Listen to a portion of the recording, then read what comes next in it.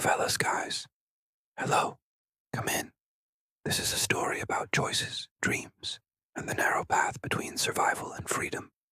In the maze of Rio de Janeiro, as favelas, where roofs are patched with tin and prayers, lived a 14-year-old boy named Davi. His mother called him Meu Solzinho, her little son. But out in the alleys, among rusted motorbikes and low-slung wires, he was just Davi. Quick feet, quiet voice, sharp eyes.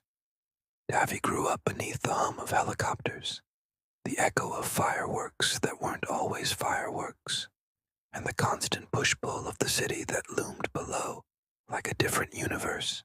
Every morning, before the sun even touched the steep walls of the favela, Davi laced up his only pair of shoes, cracked black sneakers that had once been red, and jogged to the open field at the base of the hill. It wasn't a real field, just a patch of dirt fenced with old shopping carts, crooked goalposts made from rebar and wire. But for Davy, it was sacred ground, the only place where gravity didn't press so hard, where his legs moved faster than his fear, where he could pretend, just for a while, that he was already somewhere else. Anywhere else. He played football like he breathed, instinctively, desperately, joyfully, bare-chested, sweating, laughing, with boys who all carried the same heavy question, will we make it out? Davy's older cousin, João, had made a different choice. He didn't run toward goals anymore. He ran deliveries, packages, names, orders, from one favela to the next.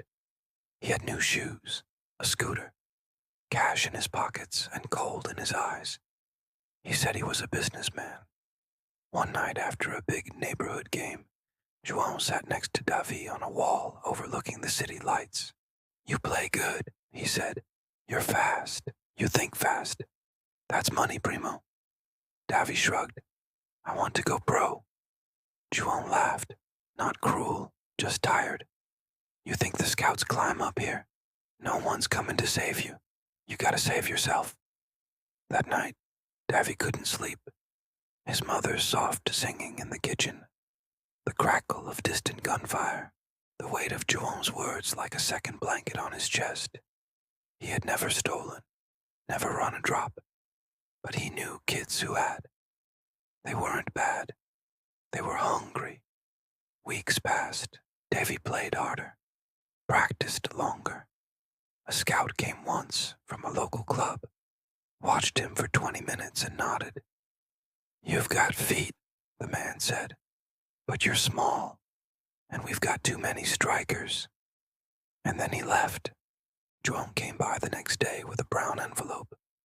One run, he said, clean, easy, enough to buy your mother that new fridge.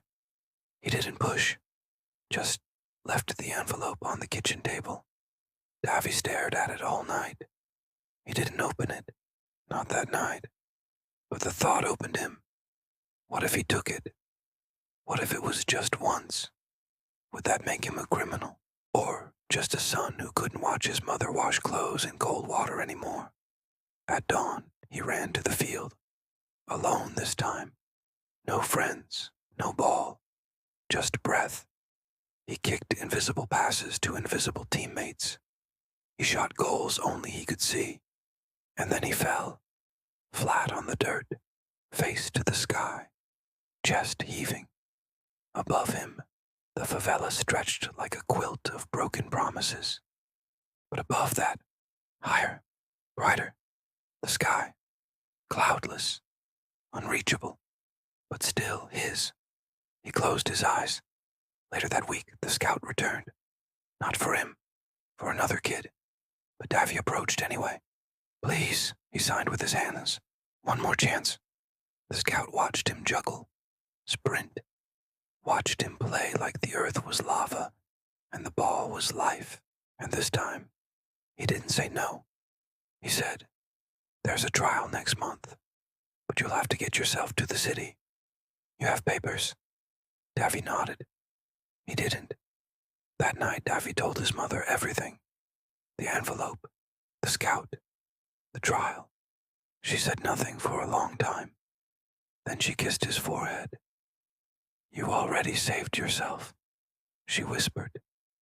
Daffy worked that month doing every odd job he could: washing windows, carrying groceries, fixing broken umbrellas for old neighbors. And the morning of the trial, he took 3 buses into the heart of Rio, wore his cracked sneakers, carried no money, just hope. He didn't get in that day, but he made it to the final cut. And another scout gave him a card, said, "You've got something. Let's talk again in 6 months." Davy walked home that night under the weight of both failure and promise.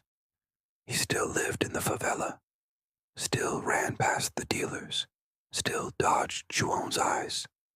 But he had something now. Not an escape, but a direction.